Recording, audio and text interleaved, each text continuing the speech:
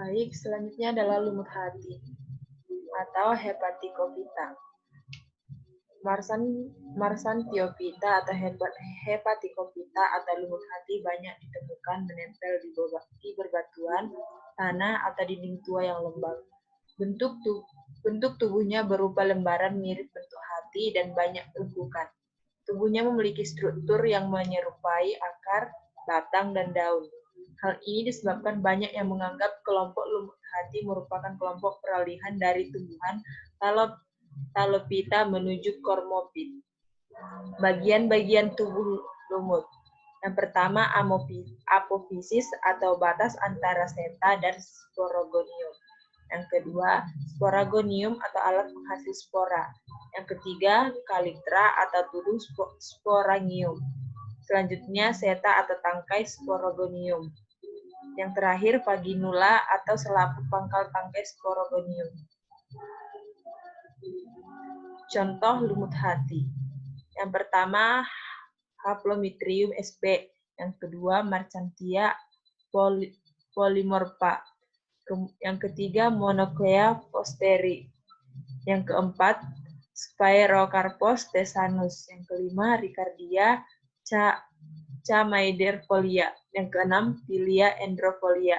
Yang ketujuh, Scapania nemorosa. Yang kedelapan, Jungermannia sp. Ciri-ciri lumut hati. Yang pertama, bentuk tubuh atau gematofitnya umumnya berupa lembaran pipi ataupun berlobus. Yang kedua, banyak ditemukan di tempat lembat seperti hujan tropis. Yang ketiga, gametangia atau struktur penghasil gametnya berbentuk seperti payung. Yang keempat, sporofitnya terletak menggantung pada gametofit betina.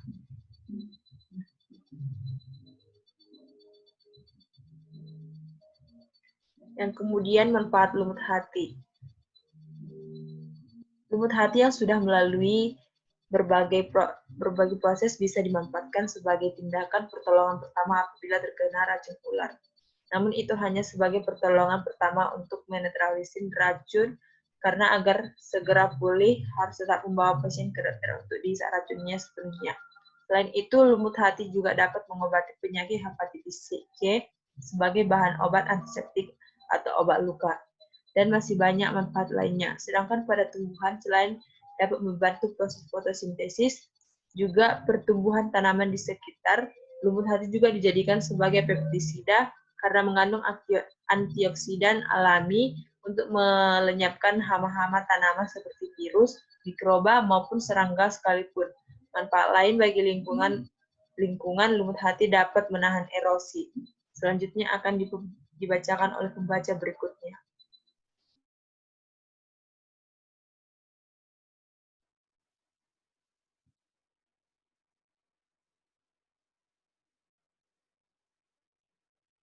Selanjutnya ada lumut tanduk atau Anthocerotophyta.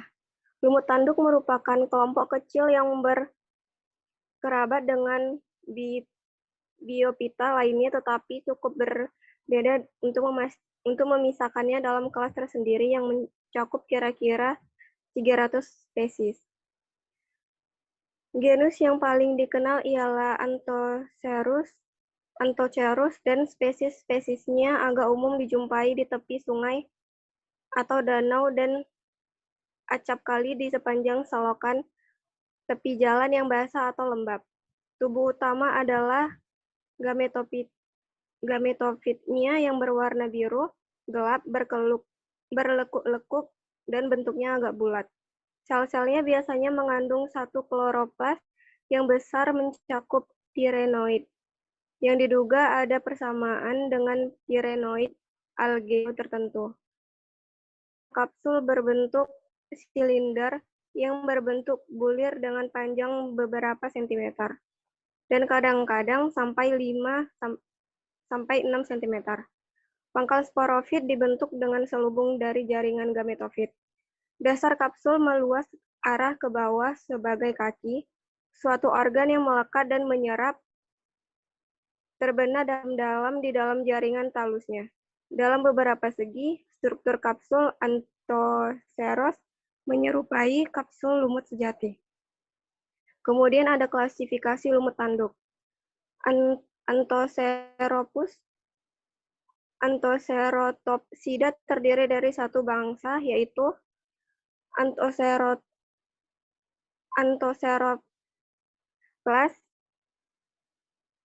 Dibedakan dalam dua suku, yaitu Anthocerotaceae dan Nautilaceae.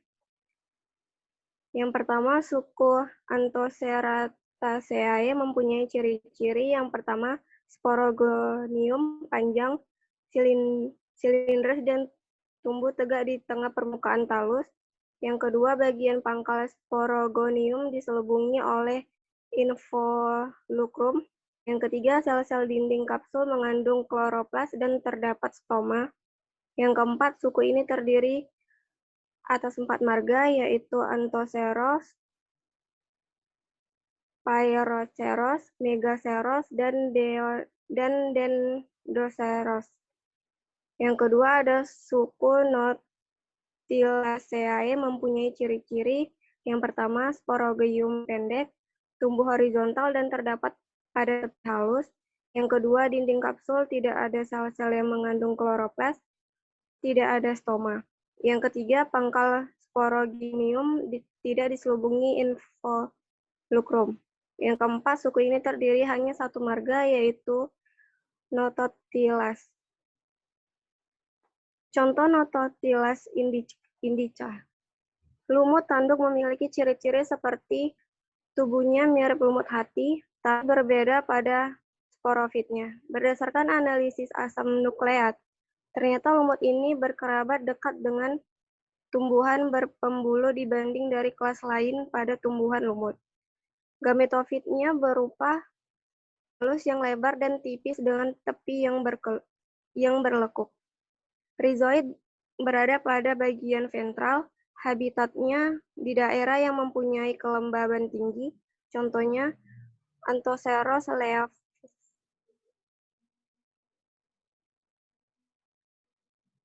Kemudian ada ciri-ciri lumut tanduk. Yang pertama, bentuk tubuh atau gametofitnya umumnya seperti lembaran. Yang kedua, habitatnya di daerah dengan kelembaban yang tinggi. Yang ketiga, sporofitnya tumbuh menjulang pada gametofit, berbentuk kapsul memanjang seperti tanduk, oleh karena itu dinamakan lumut tanduk. Yang keempat, memiliki kapsul spora yang membukanya tidak bersamaan, tapi dimulai dari bagian atas sporofitnya sampai ke bagian bawah. Kemudian ada klasifikasi lumut tanduk. Kingdom, Pantae, Division Anthocerotopita, kelas Anthocerotopsida, ordo Anthocerotoceales, family Anthoceroptoceae, genus Anthoceroptopsida, spesies Anthoceroptopsida sp. Kemudian manfaat lumut tanduk. Lumut tanduk kesuburan bagi tanah. Lumut yang menumpang di tanah memberikan perlindungan bagi tanah dari paparan sinar ultraviolet diberikan matahari kepada tanah. Dengan adanya lumut ini, membantu menyerap cahaya yang berlebihan tersebut agar tanah tetap lembab dan subur. Selanjutnya saya serahkan ke pembaca berikutnya. Selanjutnya masuk ke tumbuhan paku. Yang pertama ada tumbuhan paku purba atau Psilophyta. Psilophyta juga dinamakan paku telanjang karena belum terdapat daun-daun seperti terdapat pada jenis tumbuhan paku yang sebenarnya.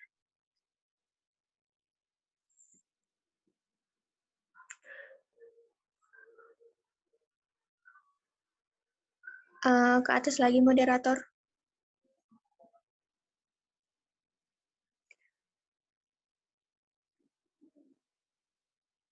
Paku purba atau Psilopsida adalah tumbuhan paku purba primitif yang kebanyakan anggotanya sudah punah dan ditemukan sebagai fosil. Paku purba mempunyai struktur tubuh yang sederhana dengan ukuran tinggi sekitar 30 cm sampai 1 meter. Umumnya tidak memiliki daun dan akar sejati, namun memiliki rizom yang di sekelilingnya terdapat rizoid. Daun paku purba memiliki ukuran kecil atau mikrofil yang berbentuk sisik, sedangkan batang paku purba bercabang-cabang dikotomus, berklorofil, dan sudah memiliki sistem vaskular dalam mengangkut air dan garam mineral. Sporangium dibentuk di ketiak ruas batang. Sporangium menghasilkan satu dari jenis spora yang memiliki bentuk dan ukuran yang sama atau homospora. Contoh tumbuhan paku purba yaitu tumbuhan paku purba tidak berdaun, rina, dan paku purba berdaun kecil atau silotum. Berikut ini ada klasifikasi dari Silotum nodum.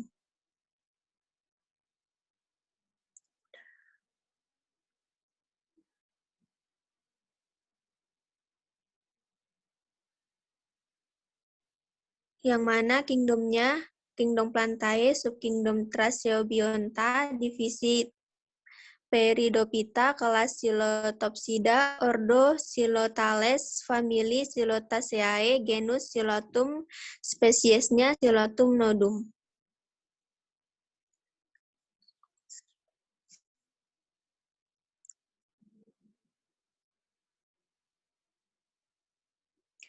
Ciri-ciri Silophytinae. Yang pertama, hidup di daerah beriklim tropis atau subtropis. Yang kedua, homospora. Yang ketiga, berdaun mikrofil serta batangnya berklorofil. Yang keempat, tak mempunyai daun sejati. Manfaat Silophytinae. Jenis tumbuhan paku ini mempunyai cabang-cabang yang berbentuk garpu dengan sporangium pada setiap ujungnya. Mereka memperoleh makanan dengan bersimbiosis dengan jamur. Itu sebabnya paku telanjang tidak memiliki klorofil. Jenis tumbuhan paku telanjang yaitu Rina major dan Silotum. Penyebaran Silophytinae. Penyebaran Silotum bersifat tropis dan subtropis di dunia baru, Asia, dan Pasifik dengan sedikit populasi di Eropa Barat Daya. Silotum nodum juga ditemukan di Kepulauan Selatan Jepang, serta Florida, Texas, dan Hawaii. Selanjutnya akan dibacakan oleh pembaca berikutnya. Tumbuhan paku kawat atau Lycopodiota.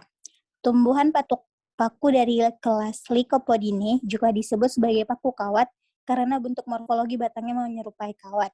Morfologi daun tumbuhan paku jenis ini berukuran kecil mirip sisik dan rambut. Contoh tumbuhan paku dari kelas ini adalah Selaginellia sp. dan Lycopodium sp.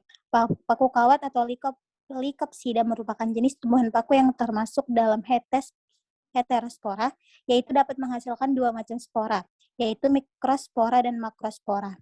Paku ini juga memiliki batang yang kaku seperti kawat. Karena itulah, paku ini sering disebut sebagai paku kawat. Pada beberapa jenis, daunnya mempunyai lidah-lidah atau ligula. Sporangium pada Lycophyta tersusun dalam strobilus dan berbentuk di ujung cabang.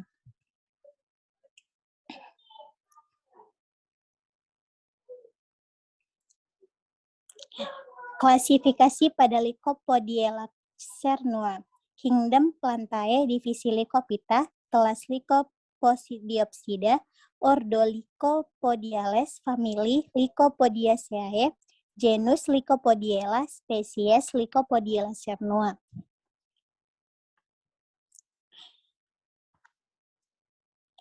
Ciri-ciri Lycopodiella cernua. Spesies yang saat ini merupakan jenis spesies dari tumbuhan paku yang dapat menghasilkan dua bentuk spora, yaitu makrospora dan mikrospora. Berikut ciri-ciri dari tumbuhan paku yang termasuk ke dalam spesies subdivisi Lycopsida. Yang pertama, terdiri dari daun sejati, batang, dan akar. Yang kedua, menempelkan diri pada tanaman lain sebagai media untuk hidup.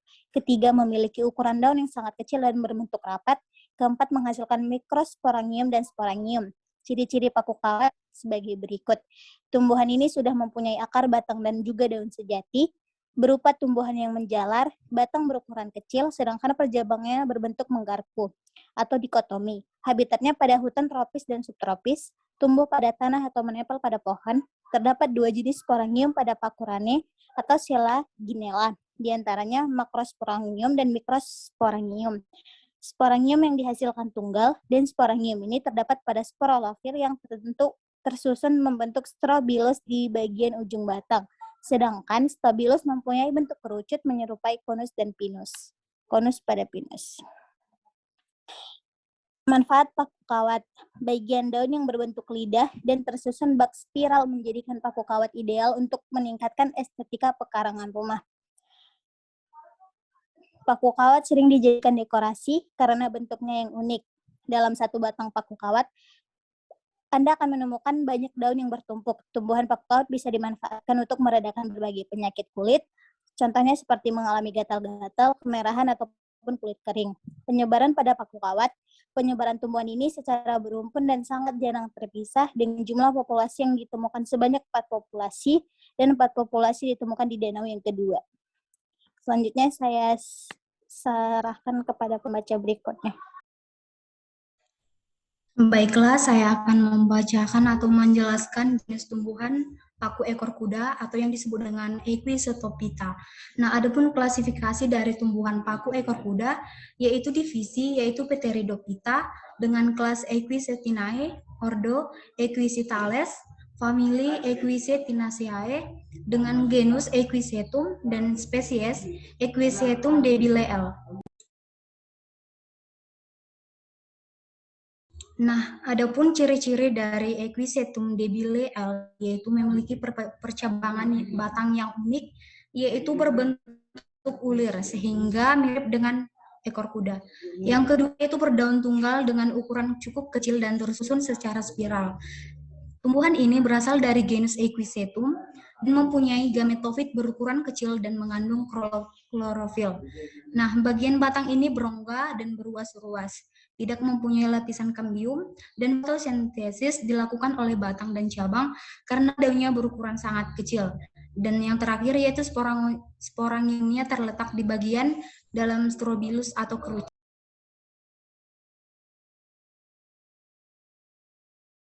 Nah, adapun manfaat dari tumbuhan paku ekor kuda yaitu memiliki zat antibakteri dan antiseptik yang kuat. Nah, kualitas ramuan ini melindungi tubuh manusia dari invasi patogen dan zat asing yang membahayakan kesehatan kita. Nah, bahan kimia dalam ramuan ini menjadikannya cara yang efektif untuk meningkatkan kekebalan kita. Adapun penyebaran dari paku ekor kuda yaitu disebut juga dengan scorching rouge, di mana adalah tanaman yang ditemukan tumbuh di semua negara di dunia kecuali Australia. Nah, dengan menggunakan tanaman ekor kuda secara teratur, kita dapat memperkuat kekebalan tubuh untuk menjauh dari virus maupun infeksi. Nah, adapun penyebaran paku ekor kuda yaitu tadi penyebaran paku ekor kuda ini disebut dengan scorching rouge, di mana tanaman yang ditemukan tumbuh di negara di dunia kecuali di Australia. Nah, tanaman ini memiliki rimpang merayap yang tumbuh agresif tetapi dapat dikendalikan. Selanjutnya saya serahkan kepada pembaca berikutnya. Yang keempat adalah tumbuhan paku sejati atau Pterophyta. Tumbuhan paku sejati ini disebut juga dengan tumbuhan paku benar atau Pterophyta adalah divisi dari anggota Pteriodophyta atau tumbuhan paku. Tumbuhan paku ini disebut juga Feliciniae. Feliciniae berasal dari kata felix yang berarti tumbuhan paku sejati. Tumbuhan paku ini mempunyai daun yang berukuran besar, duduk, tumbuh daunnya menyirip. Tumbuhan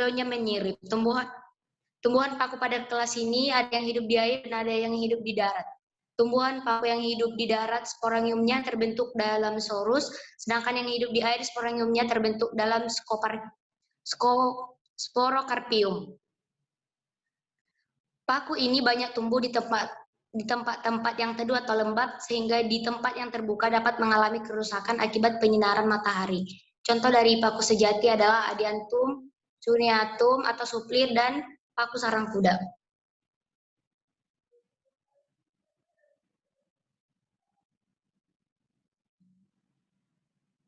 Klasifikasi dari Dahlia denticulata, kingdom Plantae, divisi Pteridophyta, kelas Feliciniae, subkelas Eusporangiaceae, Ordo Filiscales, famili Polypodiaceae, genus Davalia, spesies Davalia denticula. Ciri-ciri Davalia denticula. Yaitu yang pertama, ciri-ciri tumbuhan paku sejati ini dapat dilihat dari daun yang berukuran besar, bertangkai dan mempunyai banyak tulang daun. Sporangium terdapat pada sporofil dan daun mudanya menggulung. Yang kedua, tumbuhan ini disebut juga sebagai pakis. Yang ketiga, berdasarkan tempat hidupnya, habitat tumbuhan paku ini dibagi menjadi 3, yaitu tumbuhan yang menempel pada tumbuhan lain, tumbuhan yang hidup di perairan, dan tumbuhan yang hidup di tanah. Dan yang terakhir, tumbuhan paku yang hidup di darat, sporangiumnya terbentuk dalam sorus, sedangkan yang hidup di air, sporangiumnya terbentuk dalam sporokarpium. Manfaat dari paku sejati ini adalah kegunaannya juga sama dengan jenis tumbuhan paku kawat dan telanjang, yaitu sebagai dekorasi dan pemanis ruangan. Adiantum sp atau yang memiliki nama lokal supril ini tumbuh di tanah yang lembab. Daun Adiantum sp berkhasiat untuk pelancar air seni dan akarnya berkhasiat sebagai obat cacing. Penyebaran paku sejati. Kelas Filicinae merupakan kelompok tumbuhan paku yang mendominasi kepulauan Indonesia, Filipina, Guinea, dan Australia Utara. Kelas Filicinae dikenal sebagai paku sejati karena memiliki daun sempurna. Ditinjau dari lingkungan hidupnya dibedakan menjadi 3 golongan paku, yaitu paku tanah, paku air, dan paku epifit.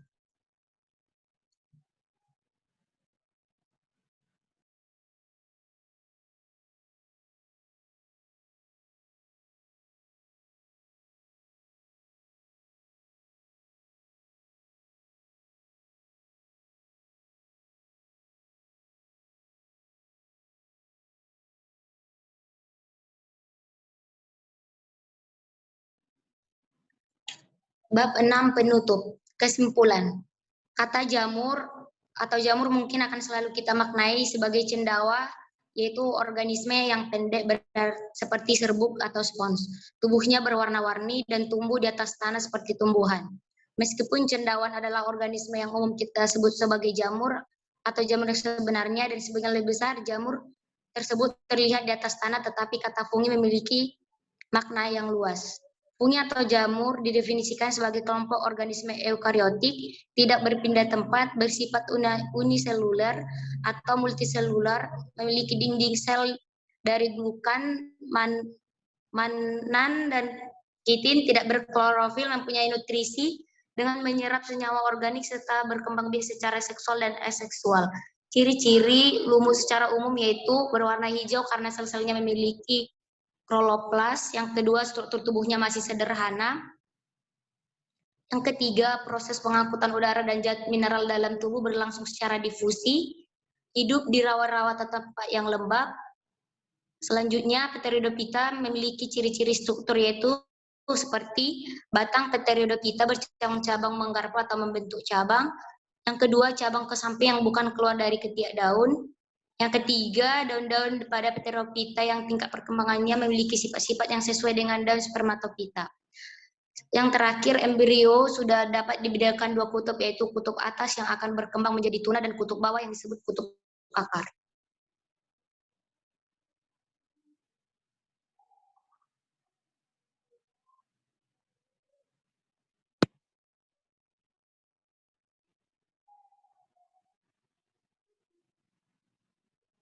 Selanjutnya saya serahkan kepada moderator.